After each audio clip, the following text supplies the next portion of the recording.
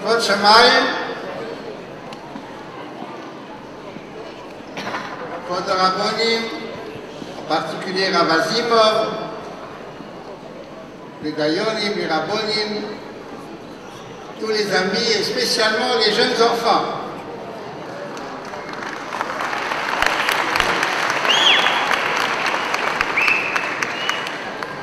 Mes chers enfants,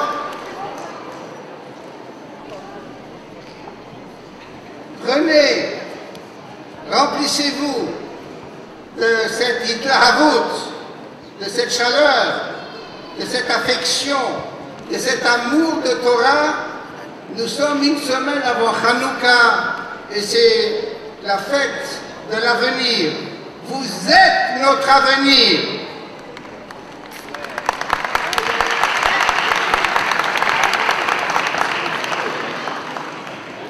C'est-à-dire qu'en chacun de nous, plus nous apprenons Torah, plus nous baignons dans la Chassidout. Et spécialement les jeunes enfants, plus ils sont encore proches de leur naissance. La Neshama, c'est l'huile pure qui sommeille en nous. C'est l'huile pure qu'il faut garder à l'intérieur de nous comme ce flacon qui a été préservé des mains impures. Cette huile qui a brillé, que le miracle d'Hachem a fait, qu'elle nous éclaire encore aujourd'hui, avec laquelle les maîtres, les instituteurs, les allumeurs de réverbères vont faire briller la lumière de Mashiach bimhera biyameinu, dès aujourd'hui si possible. C'est cela le Yutet Kislev, c'est sortir des ténèbres avec la vraie lumière. Et le Passouk crie Al tigro bimshichoi, ne touchez pas à ceux qui sont mes Mashiach, ceux qui sont loin par l'huile pure. Et la Gemara explique Al tigro bimshichoi dinoike shel beis rabon. Ce sont les jeunes enfants qui étudient la Torah auprès de maîtres propres et compétents. Ce sont ceux-là qui portent en eux la lumière et le salut immédiat de Moshiach.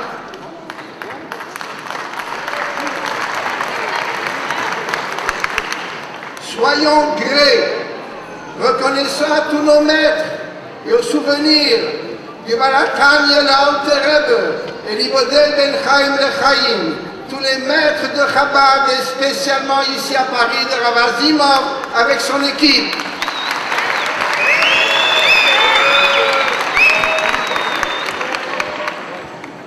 B'liyayin hora, le fait devrait aujourd'hui à contre-courant d'une civilisation. Que veut dire la phrase que chez Yofutsum Mayonosecho Hachutso, lorsque tes sources se répondront au dehors? Le dehors c'est Chutz, le dehors c'est le monde de Esav. Le dehors veut dire ceux qui malheureusement peuvent être des juifs. Cela peut être des amis des autres nations qui se trouvent en dehors du troum, en dehors de la limite du pur et du sacré. Cela, le monde de Yavan a besoin d'être éclairé par ceux qui sont à l'intérieur, avec la lumière pure. Et c'est cela, la véritable victoire, c'est le triomphe sans faire la guerre. C'est-à-dire que lorsque nous sommes ici dans l'anniversaire de Yutet Kislev, c'est la Alter Rebbe qui est sorti du cachot des ténèbres.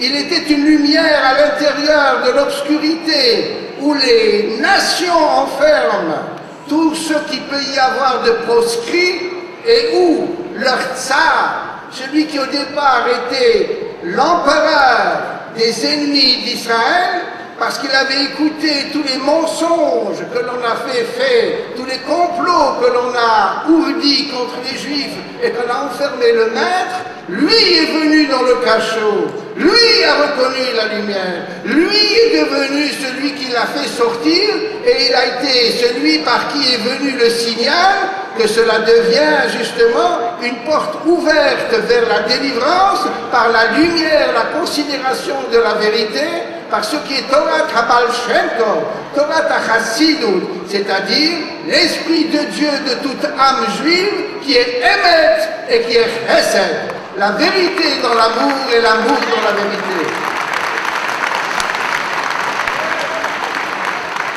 Lorsque nous considérons ce qui se passe dans une actualité d'aujourd'hui, 2 siècles plus tard, 2 siècles comme en même temps qu'il y a pratiquement 2 siècles de ce que est la liberté, la fraternité et ce que l'on croit être l'égalité, eh bien, 2 siècles, nous avons ici un enseignement anti-Napoléon. C'est-à-dire, lorsque nous disons l'égalité, c'est une égalité en justice et en amour, mais pas l'égalité de ce qui est contre nature. Ce n'est pas la civilisation de Sodome qui fait l'égalité du masculin et du singulier. Il existe des différences. Et ces différences doivent se compléter. La famille a un ordre hiérarchique. La famille, c'est ce qui s'appelle Kiddushin. La famille est l'ensemble où l'enfant a un père et il a une mère. Si jamais on croit qu'il suffit d'avoir 2 pères, c'est un père.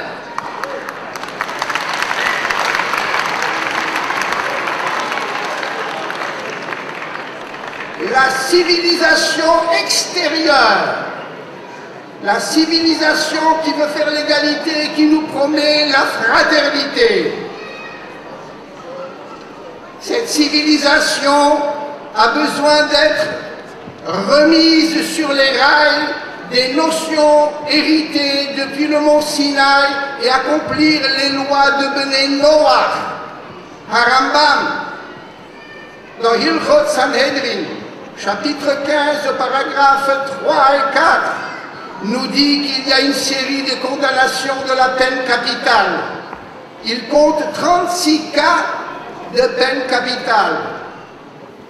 Tous les incestes, l'adultère, et en 5e place vient la notion de ceux qui veulent s'accoupler d'un même genre, ce qui est un mariage purement stérile et contre nature. Ceci est l'anti-éducation d'un enfant qui se pose des questions. Comment? C'est qui? C'est quoi? Les parades de personnes qui sont ce qu'on appelait, ce n'est plus la fraternité, ce n'est plus l'égalité. Ce monde-là, il faut le sauver de sa propre folie. Nous avons besoin d'enseigner, d'étudier avec un rejet de dégoût ce que l'on propose comme étant un dérivatif d'ivrognerie mentale.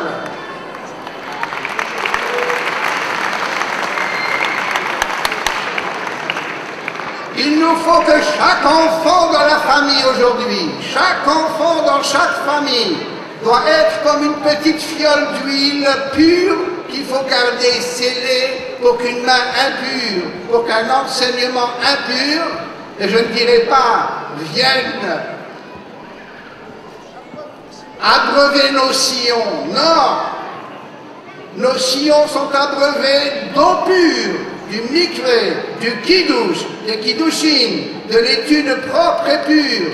Et c'est cette tranquillité-là qu'avait le Alter Rebbe lorsqu'il était dans le cachot, uni, réuni avec Akadosh Baruch Hu. Il savait que ce qu'il souffre, que ce qu'il subit, va donner la joie dans le monde, va donner l'inversion du din en rachamim, l'inversion de la situation où le juif avait été regardé comme étant caduc et démodé, comme comploteur et dangereux.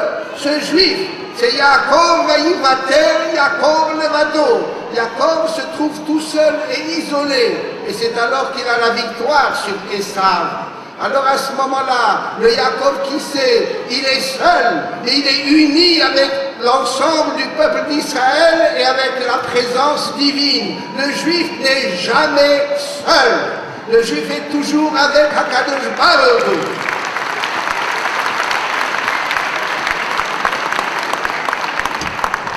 Et c'est là la leçon contemporaine avec notre propre amour, confiance et mon habitachon dans la force de l'éducation reçue et à transmettre, qu'Akadosh Baruch Hu nous sauvera et inversera toutes les méchancetés, tous les mensonges médiatisés. C'est alors que le cri et la prière de Yaakov Avinu devant Esav devient notre prière.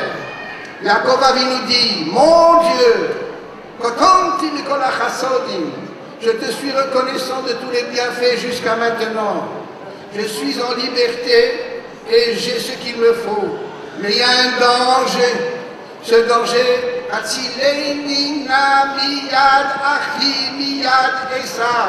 sauve-moi des mains de mon frère, des mains de Ésaü. Question, combien de frères a-t-il? Un seul. Qui c'est Ésaü? Son frère. Pourquoi va répéter de sauve-moi de mon frère, sauve-moi d'Ésaü? S'il avait dit ou mon frère ou Ésaü, j'aurais su. Et pourquoi répéter deux fois les mains de mon frère et la main d'Ésaü? C'est que nous sommes dans un monde hypocrite. Nous sommes dans un monde où il est Ésaü, il est terroriste. C'est un monde qui peut être celui qui par jalousie, par haine, ou par les deux ensemble, il peut vouloir faire disparaître Jacob. Mais il se montre un frère. S'il ne peut pas nous avoir de façon guerrière, il essaye de nous enlacer. Comme celui qui ne peut pas avec du vinaigre et avec du miel, il essaye d'embrasser pour momifier le juif. Il dira qu'il aime les juifs, mais quand ils sont des martyrs, et s'ils sont victorieux, il faut l'empêcher de gagner la paix par sa victoire. Eh bien, dans cette prière de Yaakov, il dit, mon Dieu, sauve-moi de toutes les tricheries de fraternité. Sauve-moi de ce que les mains qui sont fraternelles soient véritablement vraies, bonnes, et pas simplement une tricherie. Sauve-moi de ceux qui font des complots. Sauve-moi de ce Haman. Sauve-moi de ce cri perçant qui prépare non plus des harangues et des discours, mais des guerres de missiles qui, du haut des rampes de lancement, essayent de vouloir effacer Israël. Eh bien non, mon Dieu, sauve-moi. Et c'est ainsi que le miracle a lieu, parce que nous restons unis.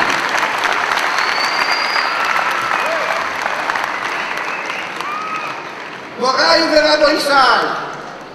Mes amis, mes petits, n'ayez jamais peur si jamais il y a une sirène. N'ayez jamais peur si la sirène est celle qui annonce une ambulance ou un pompier. Et n'ayez surtout pas peur si une sirène est celle qui est la sirène déguisée qui fait se perdre le navire d'Israël parce qu'il l'entraîne dans les eaux tumultueuses du faux amour, de la mauvaise littérature. Yaakov nous prie et dit, mon Dieu, sauve-moi, que Esav ne vienne pas être maqué, ne vienne pas frapper un moupanim, que la mère et les enfants ne deviennent pas les victimes de ce frère qui met dans la poche de nos enfants toutes sortes de littérature et de films parce qu'il se montre amoureux de nos enfants. Non, Hachem, sauve-nous de ces erreurs. Et lorsque nous voyons qu'il y a les ennemis d'un côté et les amis malheureux de l'autre côté, et que les deux font un mal à Israël, l'un c'est physique, l'autre c'est spirituel, c'est là qu'il y a la double prière, des doubles dangers. Et c'est alors que c'est dans l'unité, dans la sincérité, qu'Akadosh Baruch Hu nous dit, regarde cet ennemi, il est Haman. Akadosh Baruch Hu est Mekimelech caché que Haman. La Gemara dit c'est un ennemi qui est aussi cruel que Haman. L'ennemi Haman a voulu Mitavat Nashim, a voulu enlever le souvenir d'Israël de l'humanité. Eh bien Haman, il y a eu le miracle. Le miracle, ça a été Mordechai, dans les livres du Harizal, dans les livres du Baal Shem Tov, dans les livres du Baal HaTanya. On a reçu le livre de nos maîtres qui se transmettent de bouche à élève, de maman à enfant, de papa à fils. C'est cela la loi orale, la tradition qui nous a unis avec Mishloach Manot, le Chesed, la vraie Chassidout. Et alors à ce moment-là, l'ennemi Haman est l'ennemi qui est le plus bon qu'on ait jamais eu, parce qu'il n'a pas touché un seul juif. Il a disparu et il nous a donné le Pourim. Mais seulement, il a permis un sursaut. Il a permis que par la peur, on se réunisse et on redevienne authentique. On laisse tomber ce qui était le modernisme d'Assuérus. On a abandonné les banquets, les invitations, les paradis diplomatiques. On a oublié que l'on peut aller dans des chancelleries, mais c'est de l'assimilation à l'intérieur de votre vie de consommation. Nous ne sommes pas dans un monde de consommation. Nous devons être ceux qui sont les fournisseurs du monde, des besoins spirituels pour un monde moral et heureux. Ayez raison que le Yutet Kislev de cette année nous ouvre un Hanouka mondial qui annoncera le Purim de la joie et du bonheur. Yom Tov Sameach.